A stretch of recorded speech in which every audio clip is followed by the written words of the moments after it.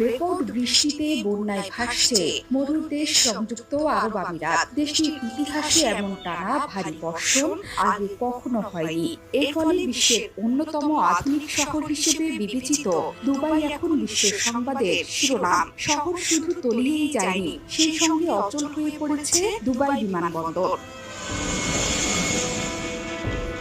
আমেরিকার আটলান্টার পর বিশ্বের দ্বিতীয় বৃহত্তম এই বিমানবন্দর গেল বছর প্রায় ৮ কোটি যাত্রী ব্যবহার করেছেন। সেটি এখন কার্যত অচল। অন্যদিকে বিপর্যস্ত শহর। প্রশ্ন যাচ্ছে, দুবাইতে এত বৃষ্টি কি নাশকতা, না কৃত্রিমভাবে বৃষ্টি ছড়ানো হয়েছে, নাকি জলবায়ু পরিবর্তনের প্রভাব?